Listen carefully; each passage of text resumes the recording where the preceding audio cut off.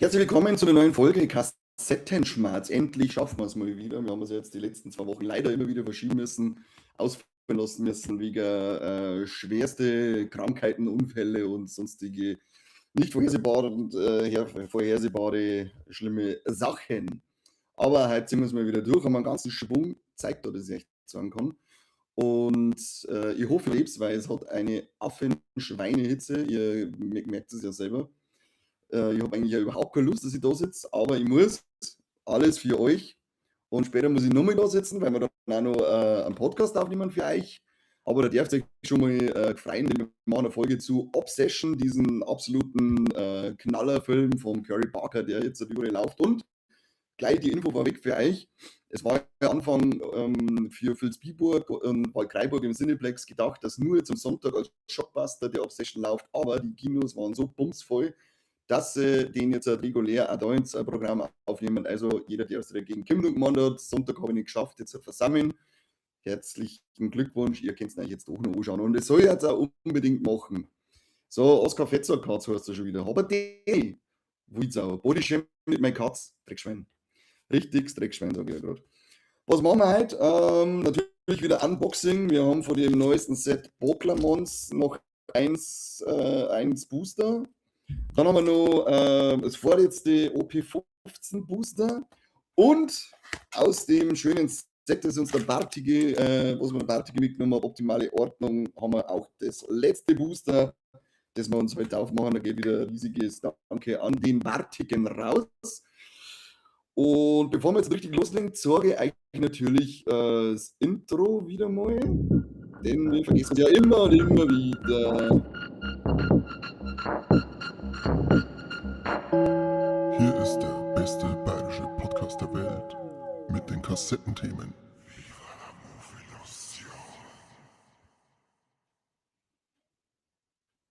Knistern durch, sagt er. Muss ich mir selber einen Ton-Check machen.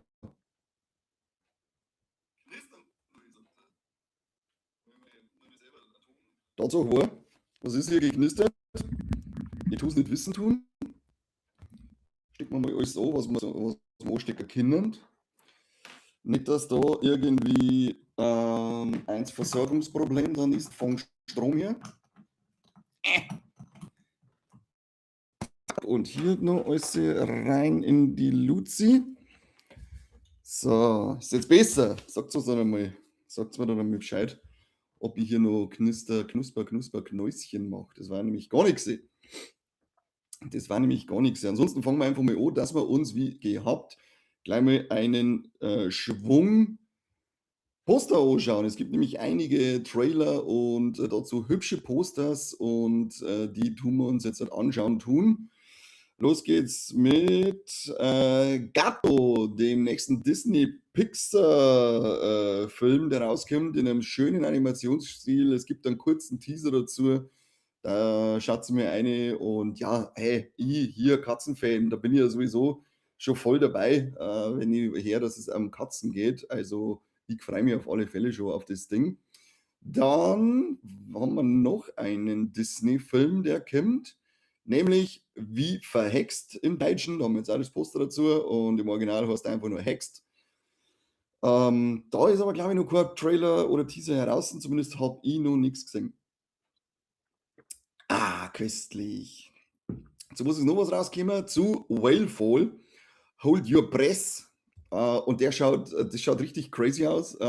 So komischer Tauchersepp. Ist da unterwegs und dann kommt auf einmal ein Wal, schwimmt hin und her und brodelt und schluckt er mal vor mir. Und ja, schaut mir den Trailer an. Ich bin da schon, also das selbst macht mich sowieso fertig. Ich bin mit dem Meer raus und dann tauchen wir noch im Meer und dann kommt auf einmal ein Wal daher. Nein, leg mir den Arsch, bin ich raus, mach ich nicht mit, die ganze Kacke. Gatto kommt übrigens im März raus, nächstes Jahr. Da habe ich zumindest noch ein Datum gefunden. Bei dem hier ist Oktober angesetzt. Mal gucken. Ist auf alle Fälle eine witzige Idee. Ich bin schon mal gespannt. Dann haben wir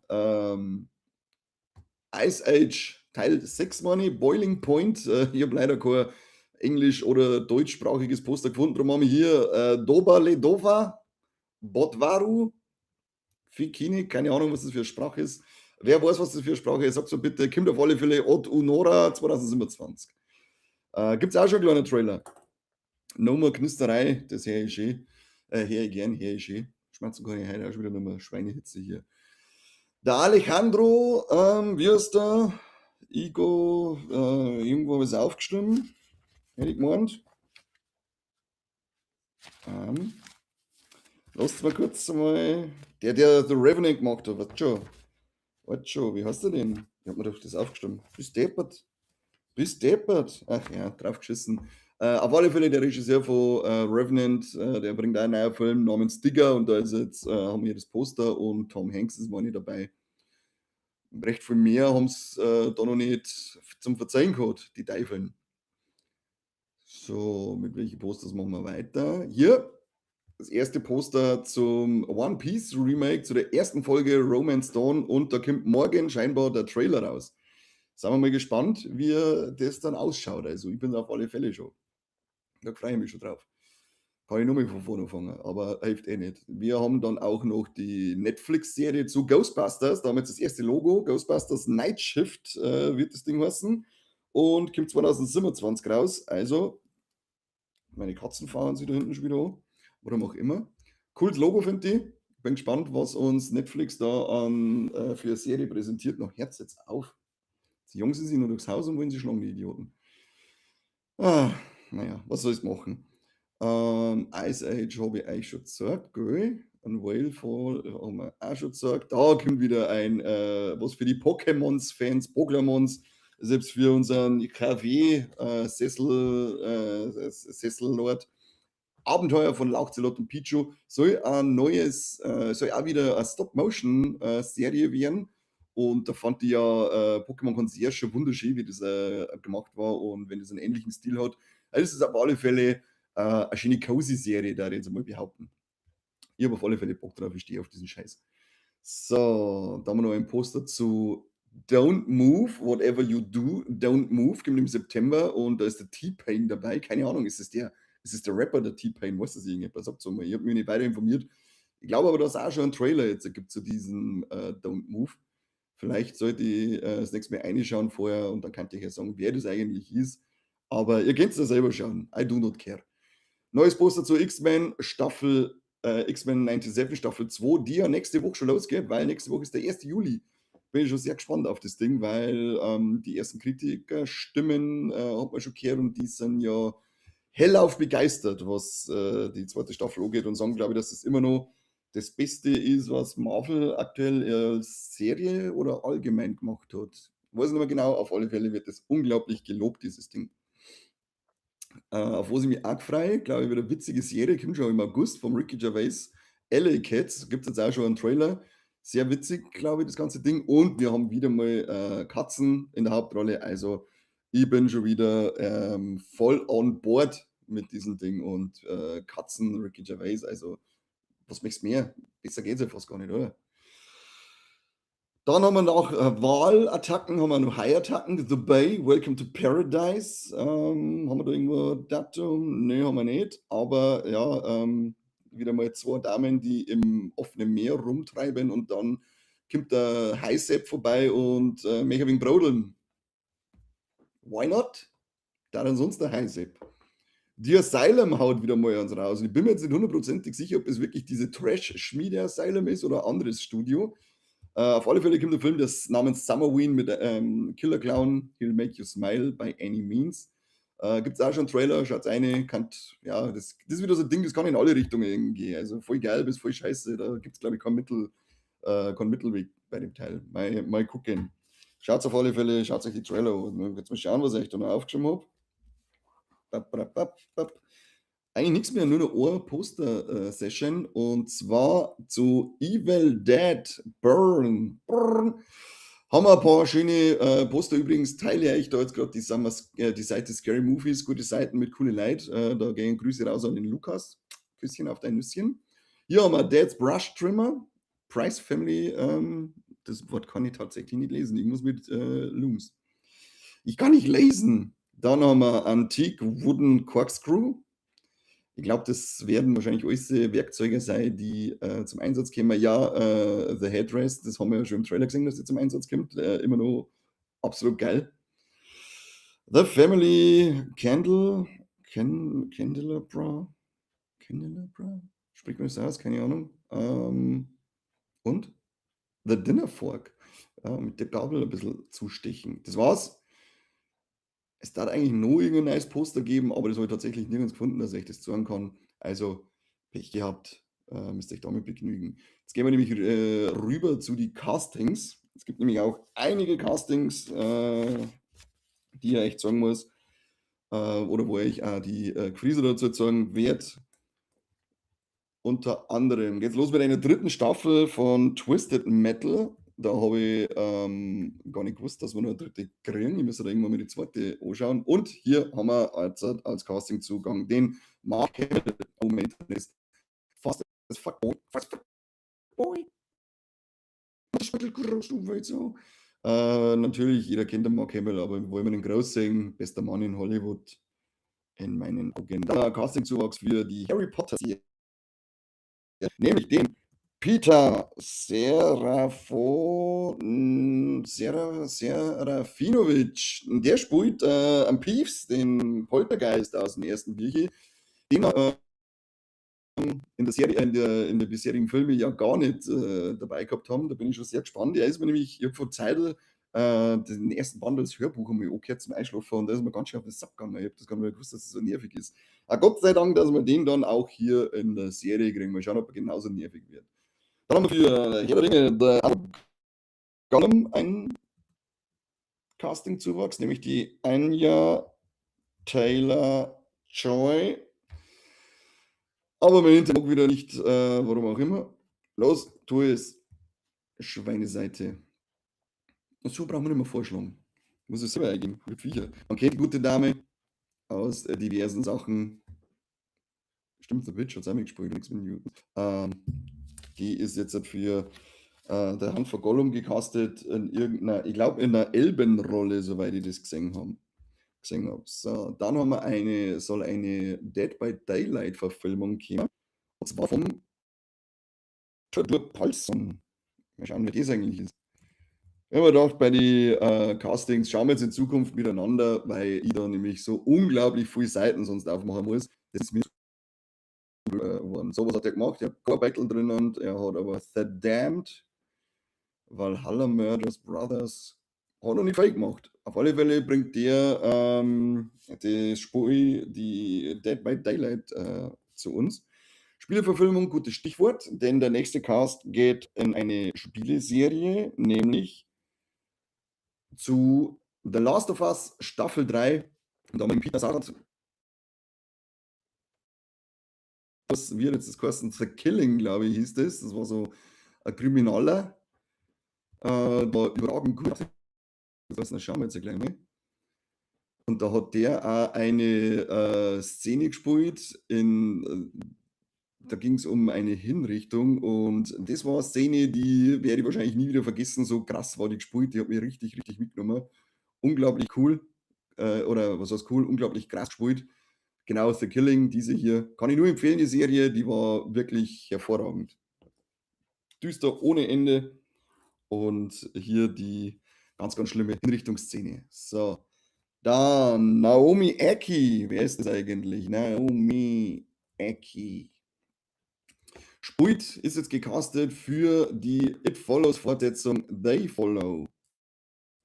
Der gute Herr Regisseur Ian Mitchell, glaube ich, bringt dann The End of Oak Street ins Kino.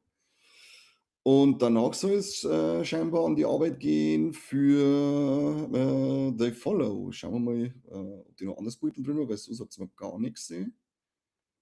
Nee. Wer kennt die gute Frau? Ich kenne es nicht. Lass mal gucken, wo die mitgespielt hat. Lass uns mal gucken, wo die mitgespielt hat. Gott, ist dieses IMDb eine vollgeschissene Seite mit Schweinewerbungen. Ey. Furchtbar. Da Shelter zuletzt hat es mitgespielt. Mickey 17. Daher kenne ich es dann wahrscheinlich doch. Blink Twice. Ja, hat man auf alle Fälle schon mal gesehen. Die gute Frau. Die war sogar in Episode 9, The Rise of Skywalker dabei. Da schau ich her. Da schau ich her. Naja, Weitere Castings. Wir waren ja vorhin schon mal bei einer Spieleserie, da gehen wir jetzt halt wieder hin, nämlich zu Fallout Staffel 3. Da ist jetzt der Manny Jacinto gecastet worden. Und jetzt, wer der gute Herr ist, es war der Kier, der Fremde aus The Acolyte, dieser unglaublich geile Bösewicht. Und ich bin immer noch traurig und enttäuscht, dass die Serie nicht fortgesetzt wird, weil ich hätte gern wesentlich mehr von diesem Herrn gesehen, beziehungsweise von dieser Figur, weil das das war richtig geil Bösewicht, der gnadenlos diese geil choreografierte Kämpfe abgeliefert hat. Also ich bin nach wie vor Team Acolyte, war geil und da nach wie vor auf eine Fortsetzung hoffen. Aber jetzt erzählen wir dann erstmal in Fallout 3. Und das letzte Casting, das ich für euch dabei habe, ist die gute Sarah Michelle Gellar. Die ist jetzt gecastet worden für einen Film, der von Radio Silence produziert wird, die uns unter anderem ja, 2 Radio-Teile gebracht haben und machen jetzt eine übernatürliche Romanze, produzieren sie namens That, Thud. Und da spielt sie den Tod. Mal gucken, was das dann wird. Eine übernatürliche Romanze. Sie hat jetzt eine Zeit, da das Buffy Reed gestoppt wurde, kann sie sich auf was Neues konzentrieren. So, das waren unsere Castings. Brauche ich wieder mal einen Schluck Wasser, sonst tue ich verdursten, gell? Trinkt's viel bei der Hitzen, Leute. Sau wichtig. Nicht, dass es wegen eins Dehydration nach Sterbien fahren müsst. Da haben wir sowieso die ganze Zeit was zum Fächern holen. Katz liegt neben mir und so machen wir das jetzt mal. Keine Ahnung, ob man das richtig hört. So, jetzt hau ab, Sarah Michelle Gellar, die brauchen wir nicht mehr. Wir gehen jetzt zu den News. Da habe ich keine Lust mehr gehabt, dass ich irgendwie großartig was raussuche und Beutel. Da schmatzen wir jetzt einfach mal miteinander. Also für was sind wir da? Also aus der Kassettenschmerz und nicht Kassetten, schau dir die ganzen Beutel an, die ich dir mitgebracht habe. So, was für News haben wir? Da haben wir wirklich einen Haufen. Unter anderem hätte es ein Logo gegeben zu Batman 2. Das habe ich jetzt aber nicht mitgenommen, weil ich mir gedacht habe, was ist denn da jetzt passiert? Oh Gott, nein. Weil man gedacht habe, das ist halt einfach nur das Batman-Logo vom ersten Teil. Also ich habe nicht viel Unterschied kennt. Dann haben wir bestätigt, eine dritte Staffel zu Achtsam Morden. Da werden sich der Corby und der Mike freuen, weil die schauen das ja. Ein neuer Transformers-Film ist offiziell bestätigt. Da gibt es uns auch noch nicht viele Neuigkeiten dazu. Aber es wird wieder eine Materialschlacht geben. Ari Aster hat ein Prequel zu Hereditary geschrieben. Er hat keine Infos dazu gegeben, wie ob der kommt oder sonst irgendwas, nur dass er es geschrieben hat. Die Idee hat er im Kopf.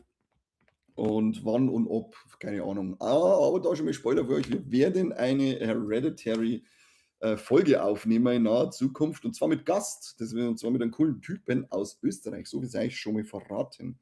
Dann haben wir eine Fortsetzung zu 22 Jump Street, nämlich 24 Jump Street und Channing Tatum, Ice Cube und Jonah Hill sind auch wieder mit an Bord, hat es geheißen. Sehr schön.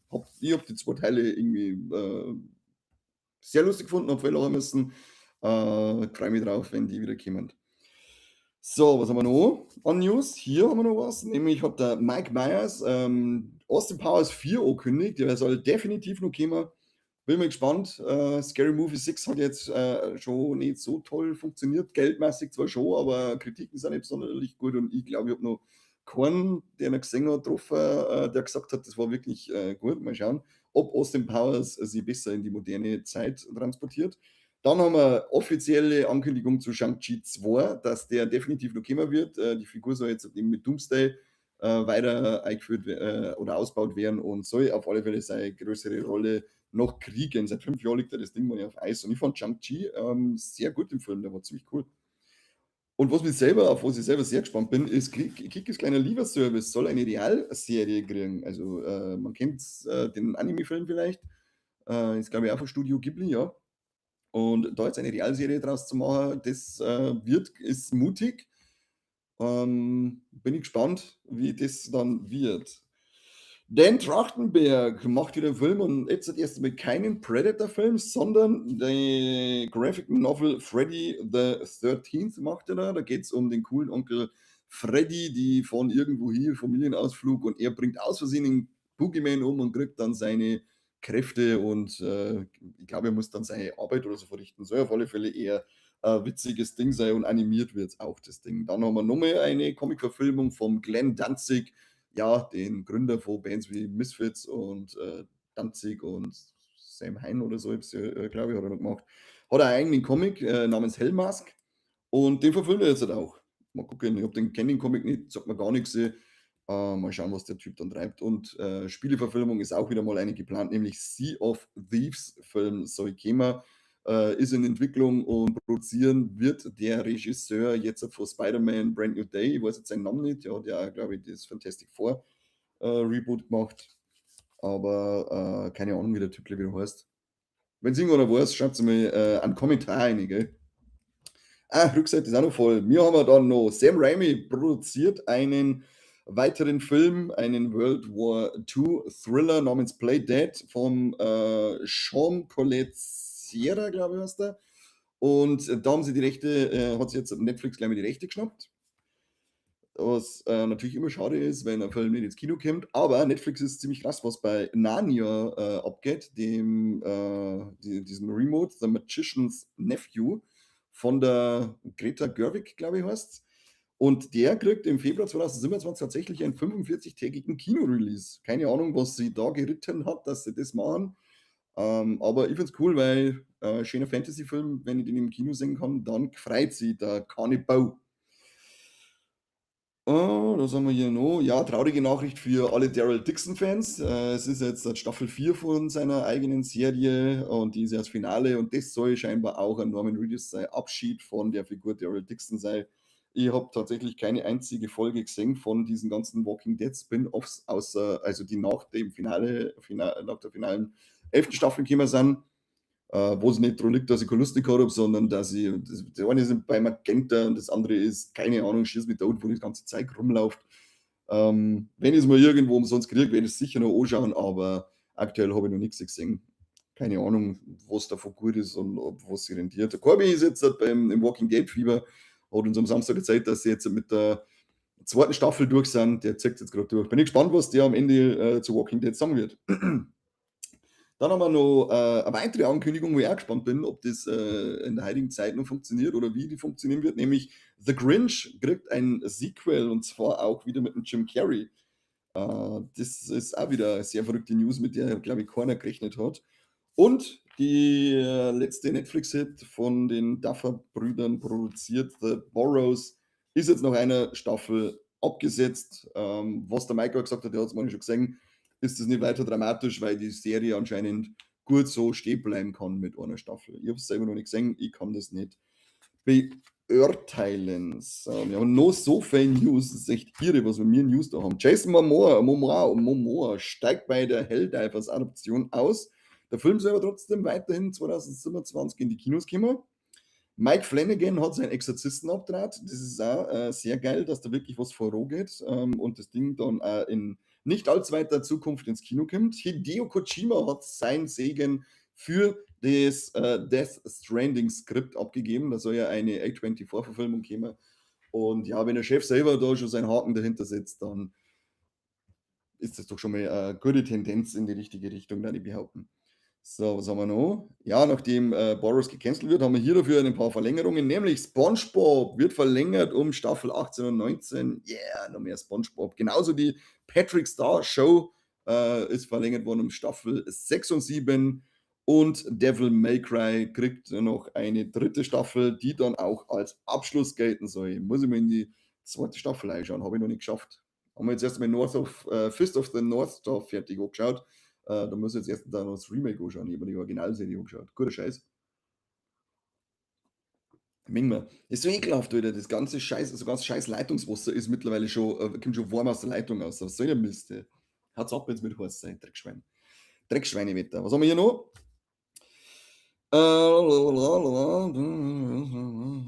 Ach ja, genau. Naoki Urasawa, das ist jetzt mal eine kleine Manga-News. Der hat den Manga Monster geschrieben, den hat vielleicht der eine oder andere gelesen. Oder man kennt die Serie, die war auf Prime und ist jetzt, glaube ich, auf Netflix oder auf beiden.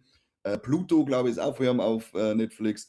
Bringt Mitte August einen neuen raus, nämlich The Final Manga Classroom. Also wer seine Werke bisher Menge hat, markiert sie Mitte August. Und ich werde auf alle Fälle mal reinlunzen, weil Monster fand ich sehr cool. Pluto habe ich noch nicht gesehen, aber Monster war wirklich richtig, richtig stark. Und noch ein Manga, nämlich Berserk geht weiter. Endlich kommt ein neues Kapitel. Ist, glaube ich, jetzt dann letzte Woche sogar schon, oder die Woche kommt es raus, unter dem Studio Gaga Kochi Mori. Genau. Und die machen weiter, nachdem der Kentaro Miura ja leider verstorben ist. Aber ich hoffe, dass wir dann auch den Anime weiter fortgeführt kriegen, weil den habe ich gesehen und ich bin immer noch äußerst ungehalten, dass das Ding nicht weitergeht, weil es wirklich ein unglaublich guter Manga ist. Sehr schade, sehr schade. So, das war's jetzt mit News. Da haben wir echt schnell runtergehauen, da brauche ich länger. Aber heute ist nichts los im Chat. Was ist eigentlich los? Was sind denn die Leute? Schreibt keiner was rein. Kein Hallo, kein Christi, kein gar nichts. Unfreundliches Pack. Unfreundliches Pack. Schicke ich trotzdem ein paar Herzen schnell in den Chat ein. Piu, piu, piu, piu, piu. So, Kinostarts. Letzte Woche ist ja Backrooms endlich losgegangen und The Furious läuft bei uns leider wieder nirgends in der Gegend. The Death of Robin Hood, auch ein N24. Also letztes sind schon ein paar Hochkaräter losgegangen. Die Woche geht es eigentlich nicht minder gut weiter, denn Obsession, wie ich schon gesagt habe, läuft die Woche auch. Unbedingt anschauen, Weltklasse das Ding. Supergirl, also James Gunn sei DC-Universum, kriegt seinen zweiten Film. Bin ich auch schon gespannt, vor allem, weil wir einen Lobo endlich mal dabei haben und ich hoffe so sehr, dass wir einen Lobo später noch einer richtig lobogerechten Verfilmung oder Serie zum Sehen kriegen. Minions and Monster läuft auch ein neues Minions-Abenteuer. Da habe ich auch immer Bock drauf. Die sind lustig, die kleinen gelben Kackkugeln. Jackass 5, einer geht noch. Also die Woche ist wieder einiges geboten. Resurrection, irgendein Krimi-Drama, ein asiatisches, soweit ich das sage. Und dann noch der Power Ballad, der Song meines Lebens, der ist ja auch irgendwie ganz oft, habe ich von dem schon gelesen, Filmstarts gibt ihm 1,5 von 5. Das ist in der Regel ein gutes Zeichen für einen Film, wenn Filmstarts den schlecht bewertet. Und da habe ich jetzt das Datum nicht dabei stehen, aber die oder nächste Woche, ich glaube, es ist nächste Woche, weil es ist immer Dienstag, ist so Anime-Tag im Kino, kommt auf alle Fälle die letzte, da steht es. Ha, gelungen, da haben wir es doch das Datum. 30. Juni, also nächste Woche, läuft die letzten Glühwürmchen im Kino. Und wer den noch nicht gesehen hat und jetzt die Möglichkeit hat, dass er den im Kino sieht, sollte das unbedingt machen. Das ist ein unglaublich brechender Film. Also der hat mich fertig gemacht. Da sitzt danach da und möchtest einfach nur irgend doofe Schokolade essen, damit du ein wenig Glücksgefühle selbst in dir spüren kannst, weil der Film so abzieht, der ist so traurig und deprimierend, aber trotzdem hervorragend. Also den darf ich mir unbedingt anschauen, wenn ich die Möglichkeit habe, den irgendwo im Kino zu sehen. Und wenn ich mit Animes nichts anfangen kann, lasst euch nicht davor abschrecken. Das ist ein hervorragendes Teil. Das war's mit Kino. Dann haben wir Streaming-Releases. Dragon Ball Super ist ja mittlerweile auf Disney Plus, das wollte ich nachträglich nur sagen. Und seit gestern läuft die dritte Staffel House of the Dragon und die wird ja auch in sämtlichen Hemisphären gelobt. Ich glaube, IGN hat 10 von 10 hergegeben. Jetzt weiß ich nicht, welche Seiten noch 5 von 5 gegeben hat und geschrieben hat, wenn die Serie von Anfang an so gewesen war wie jetzt die dritte, dann hätte sie sogar Game of Thrones in den Schatten gestellt. Also, das sind schon sehr, sehr große Töne, die da gespuckt werden. Da bin ich gespannt, wie die dann letztendlich wirklich ist. Vielleicht schaffe ich heute noch eine Folge, mal gucken. Wochenende ist Him angelaufen, dieser komische Football-Spiel mit einem von den Wayans-Brüdern, die ja Scary Movie gemacht haben. Und ich glaube, jetzt ist auch noch Dragon Ball Super, der Dragon Ball Super Film Broly ist jetzt, glaube ich, auch noch auf Disney Plus eingekommen. Ja, lauf gerade nebenbei mal wie ein bisschen Dragon Ball Super. Muss ich sagen, ich habe es schon mal gesehen, damals auf Japanisch, jetzt lassen sie es auf Deutsch laufen, aber da war mir lieber, wenn Dragon Ball Daima die offizielle Fortsetzung war, statt Super, weil ich finde Super echt gar nicht so super. So, dann haben wir, was brauche ich noch? Stimmt, Zeig 2 kaufen. Da hat der Mike ein bisschen was geschickt. Unter anderem kommt der Film, das habe ich jetzt nur hier bei mir, Hoppers. Der ist ja mittlerweile auf Disney Plus drinnen. Gibt es das Steelbook erschienen und fand ich ein ganz ein schöner Film. Dann Fallout, die erste Staffel kommt jetzt auf Blu-ray raus. Ich glaube, da gibt es sogar Steelbooks dazu. Da müsst ihr mit Augen offen haben. Dann haben wir noch Return to Sleepaway Camp, wahrscheinlich wieder in 28, nein, sogar in einer Hardbox-Edition. Hardboxen sind super schön. Return to Silent Hill ist jetzt auch draußen und da kriegt es von mir eine kurze Meinung zu dem Film. Der hässlichste Film, den ich jemals gesehen habe. Also der ist wirklich so fotzengrob, der Film. Das ist, mir hat's richtig graust, weil er so greiflich ist. Also ich wollte ihn als in Außerdorf, aus dem Blu-ray-Player, wollte den eigentlich gar nicht mehr angelangen, weil es mich angewidert hat. Der ist an sich, also ich finde ihn nicht so schlecht von der Story, von der Handlung her. Der bewegt sich relativ nah am zweiten Teil vom Spiel. Aber diese Greenscreen-Hintergründe, das CGI, der schlechte Board, den er irgendwann dran hat, das ist alles so kreislig und hässlich und das ist, muss ich hab die ganze Zeit an KZ denken müssen, du bist hässlich, Mutti lässt sich nur Halloween nach unten. Ich weiß nicht, was da passiert ist, dass ich einen Film in so einer endlos hässlichen Optikgestalt rausbringe. Ich frage mich nicht, was es soll, aber für Silent Hill-Fans hat er ein bisschen was im Petto. Die Figuren, also zum Beispiel Pyramid Head schaut super aus, auch die Krankenschwestern schauen gut aus. Das ist alles echt geil. Keine Ahnung, warum der Rest so missraten ist. Naja, am Ende kauft es euch. Leonine bringt ihn raus, hat uns auch einen Screener zur Verfügung gestellt. Da gibt es eine fette Potato für Leonine. Vielen, vielen Dank. Und ja, holt's euch, weil, wisst ihr eh, wie der Michael sagt, man braucht für jeden Träger ein Muster und dann wird das Ding in das Regal eingestellt, weil die Sammlung muss wachsen. Die Sammlung muss wachsen. Gibt es eine Special Edition dazu? Die weiß ich zwar jetzt nicht, wie es ausschaut, weil ich die nicht habe, aber der Mike Money hat die gehabt. Da schaut mal auf Mike sein Instagram-Profil, der glaube ich hat es auch präsentiert. Dann haben wir noch The Return of the Overfiend. Urozuki Dochi Teil 3 ist die Blu-ray jetzt rausgekommen. Weil die brauche ich auch noch. Wir haben nur Teil 1 und 2 bisher gesehen. Geil, Leute. Tentakel ohne Ende. Elvis Presley in Konzert, Epic. Und zu guter Letzt haben wir noch ein Anime, einen alten Sad with Sorrow, die komplette Serie inklusive der 2 Filme auf Blu-ray. Geil. Geil, die brauchst du. Früher gerne geschaut, das Ding. Das waren unsere Einkauf-Releases. Jetzt kommt mal nicht bei einer, der Dragon Cry. Gut, dann war ich nicht der Einzige, der Silent Hill komisch fand. Der mag ja einige Sachen echt richtig, aber vieles falsch. Ja. Und erst einmal grüß dich, schön, dass du da bist. Und genau das sag ich auch so. Also, was er halt absolut falsch macht, ist die Optik. Keine Ahnung, was das soll. Ich habe mir gedacht, als dann das erste Mal sie diese Welt eben verändert, dass er in die andere Welt um mich rutscht, und denke mir, oh, ja, wie hässlich ist das? Was soll das? Ich verstehe nicht. Dann gibt es einmal irgendein CGI-Effekt, oder es gibt natürlich mehrere Effekte, wo es irgendwas wegätzt oder selbst. Aber habe ich gerade gesagt, viel Teufel, aber man kann sich schon anschauen. So wie der zerrissen worden ist, das kann ich jetzt nicht nachvollziehen. So, gehen wir mal zu die Streaming-Charts. Da haben wir auf Platz 10 Prime Video mit der ersten Staffel Spider-Noir.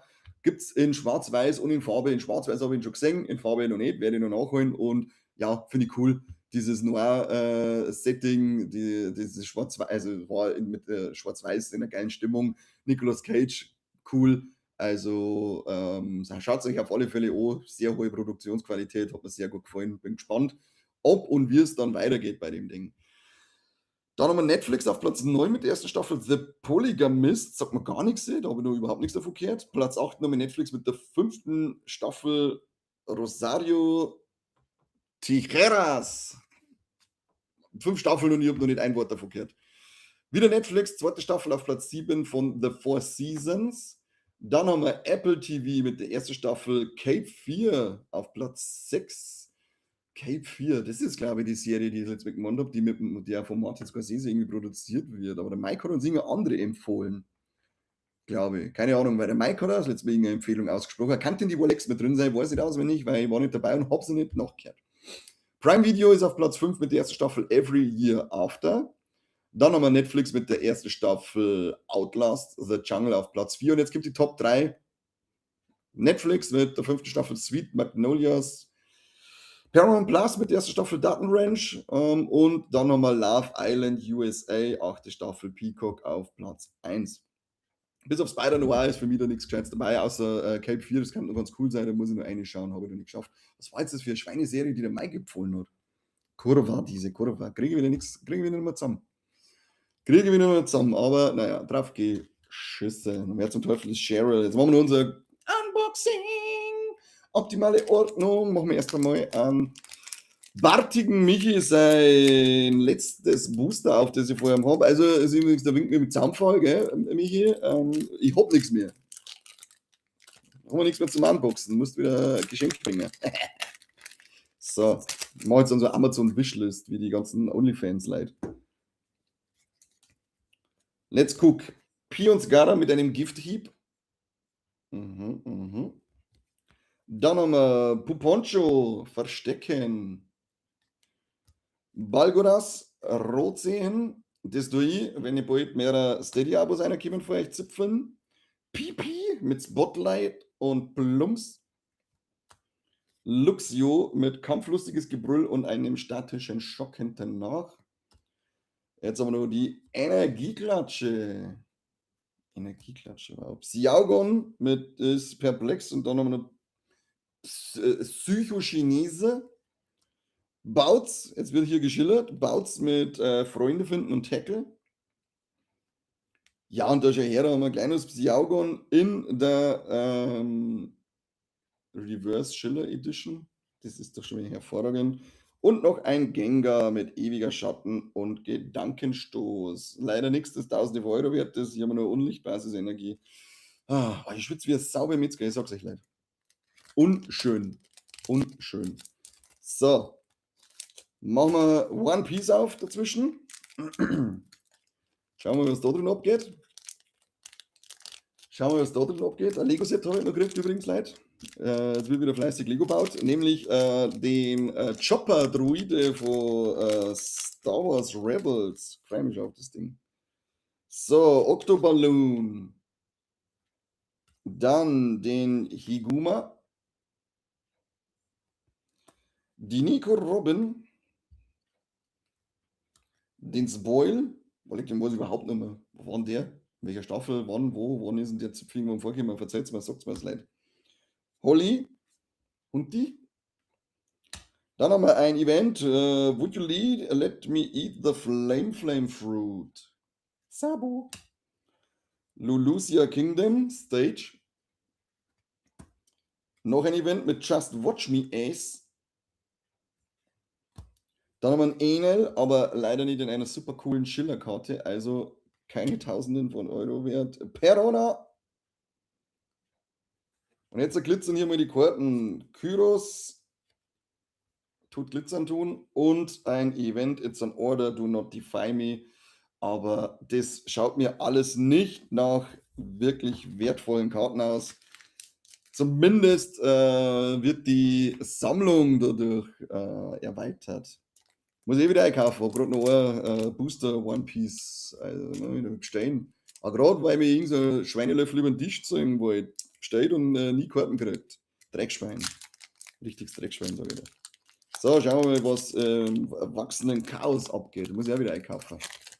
Ich muss unbedingt einkaufen bis nächste Woche. Leider haut es mir ein paar Spenden rein, damit ich einkaufen kann. Ich kaufe das nicht für mich, ich kaufe das für euch, weißt du schon. Panze, Dauerdrehung. Also muss ich dann nämlich weiter sortieren, weil Mike seine Burm jetzt hat meine ganzen doppelten Karten kriegen. Dann haben wir Metan mit Metallklaue und Schutzdruck.